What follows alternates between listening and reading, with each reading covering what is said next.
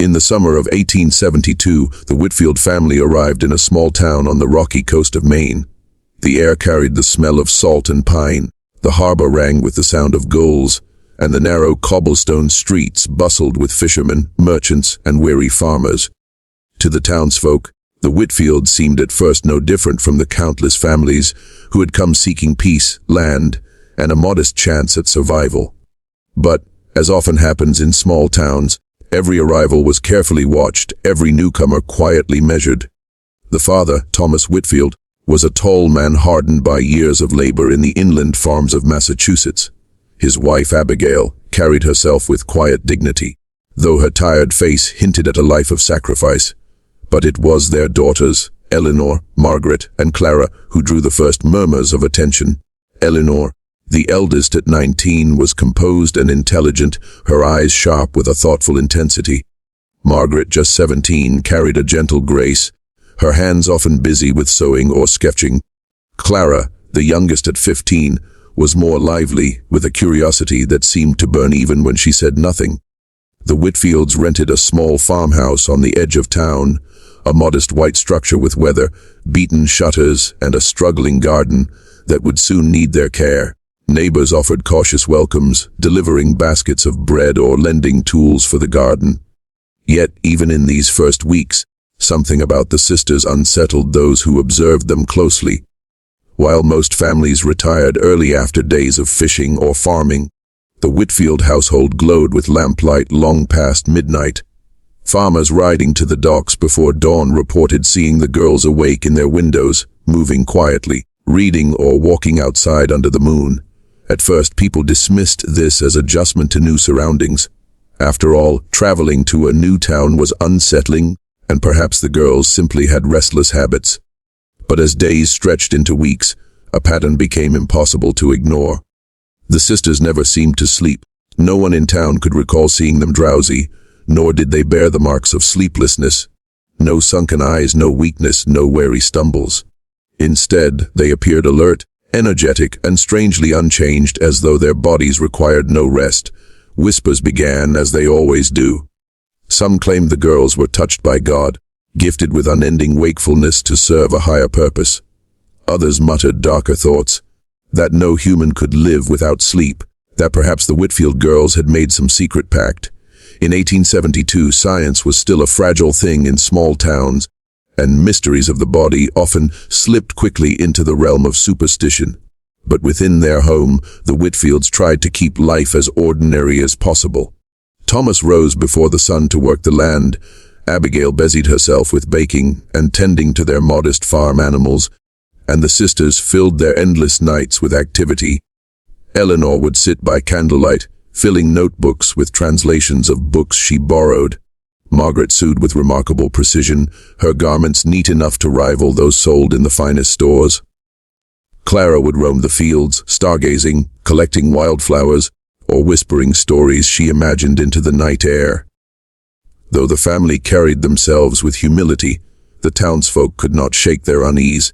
There was something deeply unsettling about young women who never closed their eyes, who never seemed weary, who faced each day with the same strange vitality. The Whitfields had arrived hoping for acceptance and a fresh start, but already the seeds of suspicion had been planted. And yet, within the Whitfield family, there was no fear. They had lived long enough with this peculiarity to know that judgment would follow them wherever they went. Still, Thomas taught his daughters to meet suspicion with dignity, and Abigail reminded them that difference did not mean shame. For now, the sisters carried on quietly, unaware that their sleepless nights would soon draw the town into a mystery far greater than any of them had imagined. By autumn of 1872, the Whitfield sisters had become more than just newcomers. They had become a subject of constant talk in the small Maine town. What began as quiet curiosity soon hardened into rumor, for small towns survive on stories, and in the absence of truth, imagination fills the void. The story of the Whitfield sisters spread not in written word, but in whispers carried through markets, church pews, and fishing docks. It began with simple observations. A milkman delivering at dawn swore he saw Eleanor reading by candlelight, her eyes sharp and awake, as though she had never known fatigue.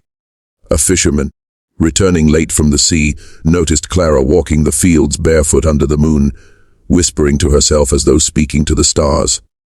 Margaret, the quietest of the three, was seen sewing well into the night. Yet when the garment was finished, she appeared at market the next morning as refreshed as if she had slept 10 full hours. Such reports might have been dismissed as quirks had it not been for the consistency. No one in town had ever seen the sisters sleep, not dozing in church, not resting in the fields, not napping on porches as most children and young people occasionally did. Their eyes remained clear, their movements steady, their minds alert. A strange truth settled on the town like fog. The Whitfield girls did not sleep. At first, the whispers were almost admiring. They must be blessed, some said. Imagine what a person could accomplish if they never needed rest. Mothers even joked, I wish my children were like the Whitfields. Think of the chores they could finish. But admiration quickly soared into unease, as it so often does when people confront what they cannot understand. Questions spread faster than answers. If they never sleep, are they even fully human? Asked a dock worker at the tavern. What sustains them? Wondered a school teacher. Some went further. No person can avoid sleep without paying a price. If they appear unchanged, then something unnatural is at work. In a town where religion shaped daily life, such remarks struck deep. Were the sisters miracles or were they mocked? The girls themselves could feel the weight of these whispers. At church, families sat a little farther away from them. In the market, shopkeepers gave polite but stiff smiles, their hands moving quickly to finish transactions. Children, who once watched Clara's lively curiosity with delight, were now warned by their mothers, do not follow her, do not linger near her. The Whitfields were outsiders once more, not because of where they had come from, but because of what they carried within them. Eleanor, the eldest, bore the suspicion with composure, though in private she confessed to her mother that the stares cut deeply. Margaret shrank further into silence, avoiding attention and pouring herself into her sewing. Clara, too young to carry the weight of caution, tried to speak to others as she once had, only to be met with coldness or hurried departures. The sisters had not chosen their sleeplessness, yet it had already chosen the course of their lives. Still, the Whitfield home did not become a place of bitterness. Thomas reminded his daughters that suspicion was born not of truth, but of fear. When people do not understand, he told them, they invent answers. Do not let their inventions shape your heart. Abigail, gentle but firm, urged the sisters to continue their nightly studies, their work, their service. If we cannot sleep, then let us do good with the hours given to us, she would say. And so, while the town whispered, the sisters pressed on. Eleanor borrowed books from the pastor and taught herself Latin by candlelight. Margaret sewed clothes not only for her family, but for poor fishermen's widows. Clara, with her endless energy, collected herbs and wild plants, trying to learn their healing properties. They could not silence the whispers, but they could choose to live in a way that proved them wrong. Yet, as weeks turned into months, the whispers grew darker. A woman at market muttered, girls who never sleep are not right with God. A farmer, bitter from loss, spat near the Whitfield stall, saying, strange folk bring strange luck. The name that clung to the sisters spread like wildfire, the sleepless girls. It was not spoken with kindness. It was spoken with suspicion. By the winter of 1872, the nickname the Sleepless Girls had settled firmly on the Whitfield sisters. What began as a curiosity had turned into a dividing line between the family and the rest of the community. In a small Maine town, difference was rarely tolerated for long, and the difference of the Whitfield girls, living without sleep, showing no fatigue, their youth unchanging, was too great to be ignored. The suspicion first showed itself in small ways.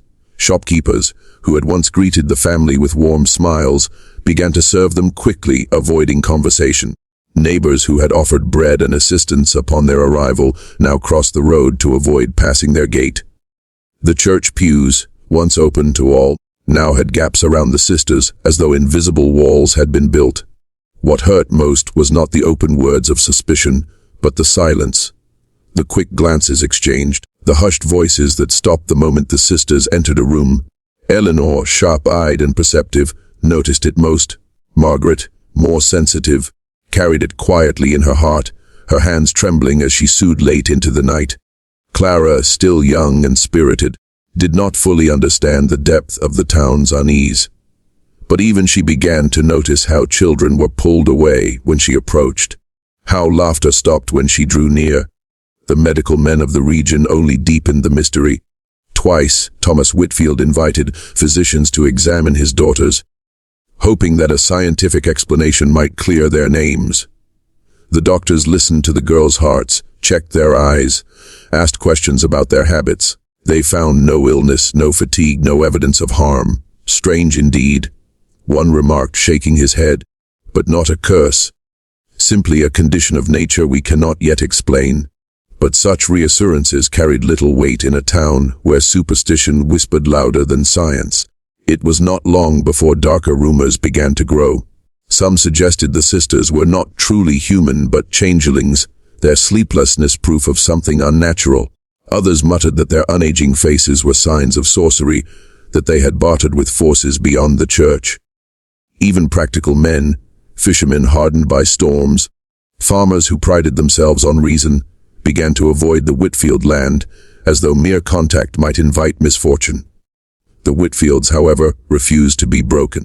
Thomas bore the gossip with stern resolve, refusing to lash out at his neighbors, though each insult was a wound. Abigail counseled her daughters to walk with dignity, even when met with coldness. Suspicion is a heavy chain, she told them, but it belongs to those who wear it. We will not let them place it on our necks. The sisters themselves responded in their own ways.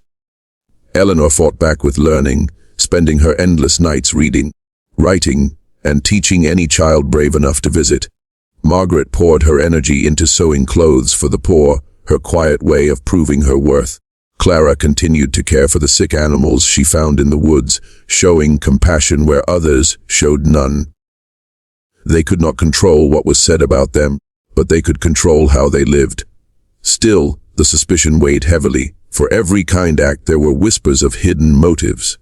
For every effort at service, there were rumors of darker purposes. When a storm damaged several fishing boats, some muttered that the Whitfields had brought ill luck upon the harbor. When illness struck a family in town, a woman was overheard saying, "It began when the sleepless girls came." The sisters were learning a truth as old as humanity itself, that fear often breeds faster than understanding, and that those who are different are often made to bear the blame for what cannot be explained. Yet in this burden lay a lesson. They discovered that suspicion, though painful, could not define them unless they allowed it to. Their sleepless nights became a forge in which their character was tested. Every whispered word, every turned back, every suspicious glance only deepened their resolve to live with courage, compassion, and quiet defiance. In the weight of suspicion, the Whitfield sisters began to find their strength. While the town of Maine whispered and recoiled from the Whitfield sisters within the walls of their modest farmhouse, a different story was being written. Behind closed doors, far from the suspicious glances of neighbors and the cruel nickname, sleepless girls, Eleanor, Margaret, and Clara were quietly forging a life of meaning. It was Abigail, their mother, who first saw the gift hidden in their condition. "If God has denied you sleep," she told her daughters, "then he has given you hours that others do not have. Hours are currency. Spend them wisely." Those words took root in the sisters' hearts. Instead of mourning what they lacked, they chose to use their endless nights as a kind of second life. Each sister carved out her own path in the dark hours when the rest of the town lay silent. Eleanor, the eldest, turned her wakefulness into a pursuit of knowledge. By lamplight, she studied books borrowed from the pastor and the rare traveling merchant who carried volumes for sale. She taught herself Latin, dabbled in French, and filled pages with translations and reflections. While her peers slept, she was broadening her mind, preparing herself for a life far larger than the town's narrow borders. "If I cannot rest," she once said, "then let me at least rise." Margaret, quieter and gentler, spent her hours with needle and thread. At first, she sewed for her family, repairing clothes worn thin by labor, But soon she began to create garments of such care and beauty that even the wealthier townsfolk could not deny their quality. She stitched dresses for widows who could not afford new clothes, coats for children who faced the bitter Maine winter, and quilts for families in need. While others gossiped about her sleeplessness, her hands stitched kindness into every seam. Clara, the youngest, carried her restless energy outdoors. She wandered the moonlit fields and forests collecting herbs, flowers, and plants. She read what little she could about their uses in old farmers' almanacs and began experimenting with remedies. When a neighbor's child fell ill, Clara brought a simple herbal tonic that eased his fever. When an elderly man injured his hand, she cleaned the wound and wrapped it with a salve she had prepared. Though her knowledge was imperfect, her compassion was boundless. For Clara, the sleepless nights were not a curse but an open door to help others when no one else could. Together the sisters created a rhythm of purpose. While others dreamed, they worked. While the town whispered against them, they quietly built lives of service. In the still hours of night, when the world seemed heavy with silence, their home glowed with lamplight. 3 young women turning their difference into strength. Their father, Thomas, watched this with a mixture of pride and sorrow. He knew the burden his daughters carried in the eyes of others, yet he also saw that burden shaping them into extraordinary women. "The world will always weigh you," he told them one evening, "but you can choose whether you are crushed or forged." His daughters, though weary of suspicion, had already made their choice. Slowly, their secret strength began to ripple beyond their walls. A widow wrapped in Margaret's quilt spoke softly of her kindness. A child healed by Clara's herbs whispered of her care. A boy taught letters by Eleanor's patient instruction told others of her brilliance, though the louder voices of suspicion still echoed in taverns and markets. Another quieter current of respect was beginning to flow. The Whitfield sisters could not change the fact that they were different. They could not make the town forget that they never slept, never aged, never seemed entirely ordinary. But they could show, night after night, that difference need not be a curse. It could be a calling. And so, in their sleeplessness, they discovered a truth that would guide them for the rest of their days. The world may judge you for what sets you apart, but strength is born in choosing how to use what you have been given. The winter of 1873 descended harshly upon the Maine coast. Snow buried the narrow lanes, winds lashed the harbor with unrelenting force, and the sea froze at its edges, trapping boats and silencing the trade that kept the town alive. The townsfolk, already wary of the Whitfield sisters, now found themselves pressed by hunger, sickness, and the cruel grip of cold. It was in this season of hardship that the sisters' lives, and the town's perception of them, began to shift. Illness spread swiftly. Fevers struck families unprepared for the long freeze, and with few doctors in the region, care was scarce. The town's physician was overrun, and neighbors who once turned their backs on the Whitfields now found themselves helpless, praying for relief. Amid the suffering, it was Clara who first stepped forward. Armed with her collection of herbs and remedies gathered under moonlit walks, she went from door to door offering aid. Families, desperate and weak, allowed her in despite their suspicions. She boiled teas to reduce fever, wrapped wounds with poultices, and sat beside the sick through nights when others collapsed from exhaustion. Unlike anyone else, she could keep watch without rest. Margaret, too, poured herself into the crisis. With supplies dwindling and many unable to afford new clothing, she worked her needle until her fingers bled, sewing coats, mittens, and quilts from scraps of cloth. She gave without asking for payment, knowing warmth was as vital as food in a winter so bitter. Her garments soon covered children and elders alike, the handiwork of the girl once whispered about in the marketplace. Eleanor's strength revealed itself in yet another way. As schools shuttered due to illness and weather, she gathered children in the Whitfield home, teaching them by candlelight. She instructed them in reading, writing, and even scripture, offering not only knowledge but a sense of stability when everything outside seemed uncertain. Parents, at first hesitant, began to see her not as an oddity but as a blessing, someone who gave their children hope while fear and sickness stalked the streets. Slowly, The walls of suspicion began to crack. A fisherman's wife, once among the loudest voices warning others against the sleepless girls, confessed that Clara had saved her son's life. An old widow, warmed by Margaret's quilt, defended the sisters at church, saying, "Judge them if you wish, but without their kindness I would be frozen in my bed." Even the pastor, who had once watched the Whitfields with quiet unease, now spoke of them as examples of service and resilience, reminding his congregation that, "By their fruits ye shall know them." For the first time since their arrival, the Whitfield sisters felt the sharp edge of suspicion soften. Neighbors greeted them without turning away. Children ran to Eleanor's lessons with excitement. Families approached Margaret with requests for garments not just out of need, but out of admiration. Clara's remedies, though humble, was sought with respect rather than reluctance.